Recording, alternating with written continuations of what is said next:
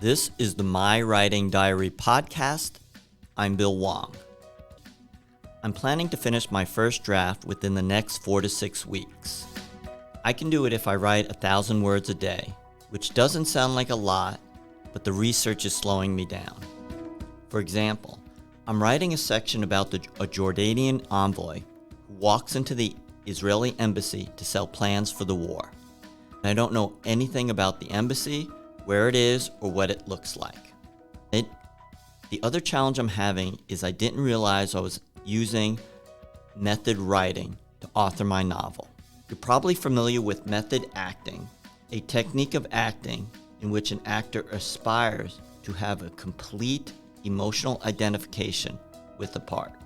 Method acting was developed in institutions such as the Actors Studio in New York City, notably by Kazan and Lee Strasberg, and is particularly associated with actors such as Marlon Brando and Dustin Hoffman. Thus, method writing is a technique a writer uses to get under the skin of a character and identify with their emotions and struggles. Method acting promotes empathy and a genuine reaction over scripted planned stories with fixed outlines and goals. When I write, I try to feel the emotions of my character. I desire to feel, smell, hear, and taste what they're experiencing so I could use words to paint the story. I read a book a few weeks ago about American soldiers who served and fought in the Iraq War. They didn't hold back about their experiences, what they saw, what they did, and how it affected them after the war. And a few days after I read their accounts, I sat down and I just started crying, and I couldn't stop myself. At this point, I've written my introduction, the devil's bargain toward the end, and the aftermath of the war. It's disheartening, yet satisfying. I'm writing the middle section immediately before the war and the war itself. I've been researching weapons and cyber attacks and listening to the Irregular Warfare podcast and the Modern Warfare podcast.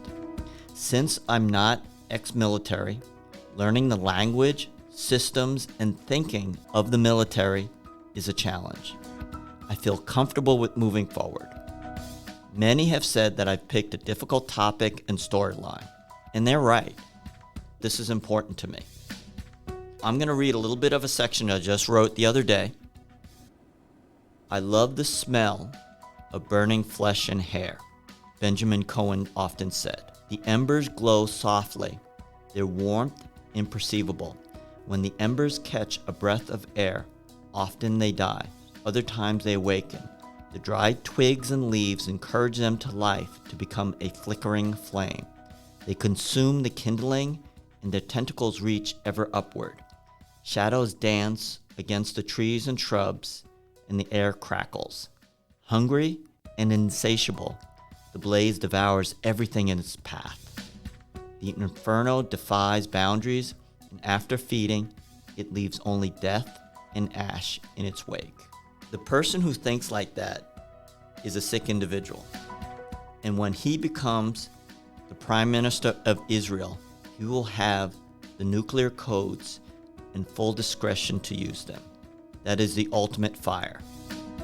I equate power to fire.